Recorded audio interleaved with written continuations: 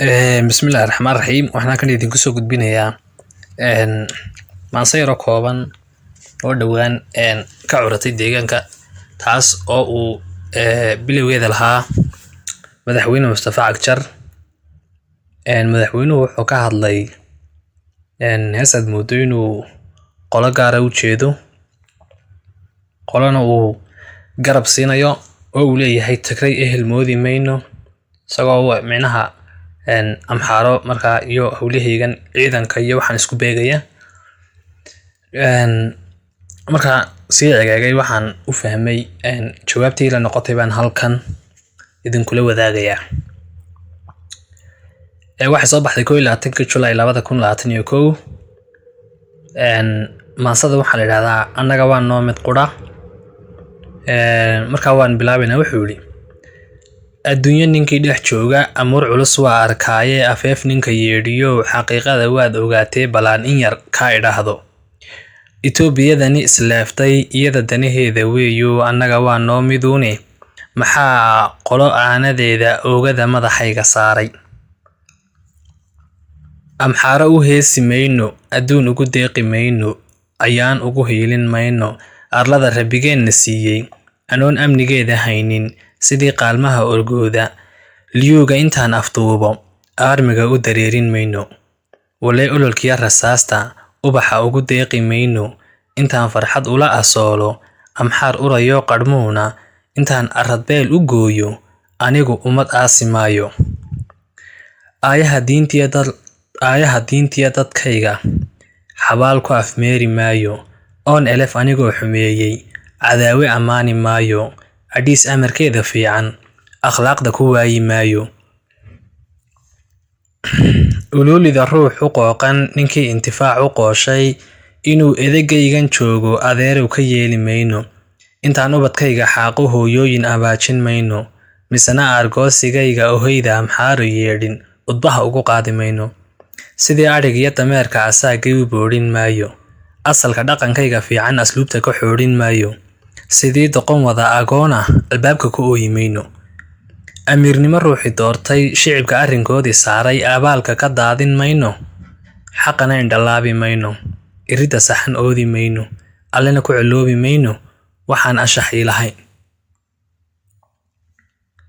Hadday duniduba abaado, hadduu uunkuba ka guuro, amxaarkana loo baneeyo gumaysta absiiniyaan ah, annagu ab ka yeelan mayno. Awowka awow xasuuqii Itoobiya naga dhexeeyey kursiga ku ilaawi mayno. Kuwii odayada xabaalay asayda dumarkeenna saaray, ableyda anoon u qaadan anoon ilmadooda daadin awliyo ugu yeedhi mayno. Haddaad tuugada adeecdo ereyga hadalkooda yeesho, ibtilo bulshadeenna saarto, inkaar qaba sii dhantaasho, aakhira adigaa hilmaamee alleelahay waa garaadkaa. Aqoonyahan baan ku mooday, ayaan daran baad ahaatay, axwaal sugan baan ku mooday, ardaal nacasaad ahaatay, fogaan arag baan ku mooday, abeer doqonaad ahaatay, aar soo baxay baan ku mooday, abeeso xun baad ahaatay. aar soo baxay baan ku mooday, abeeso xun baad ahaatay, axkaam socotaan ku mooday, show ruux eberaad ahaatay, aniguna ragaan ku mooday, aseed dumarkaa ku dhaama. Ugbaadka dhulkayga jiifa abaara ku doorsan mayno, annagu abaablaynta eexo dharaarba in sheegi mayno, yarkaa oromkee hallaabay dhagaha u aqdaamin mayno, abiigan barwaaqa sheegtay ambiye nebi moodi mayno. Awlaad koriyaan ku moodee sawdigan ubuucdii daluushay, ha aarguda waan lahaaye sawdigan iilkii baneeyey, indhaha ka arkaan lahaaye sawdigan aafada jeclaaday. Sidii umushii dhowaanta ilowday xanuunka foosha, qosolka alalaaska doontay, misena unsiga ku baaqday, saygeeda la oogsanaysay, alley la ciyaara dheeshay, markuu uurkii dhowaaday, kolkuu gubadkii abbaaray, ilmana guda jiifi waayey, adkaysina gaadhi weyday, annagu asqa dooni mayno.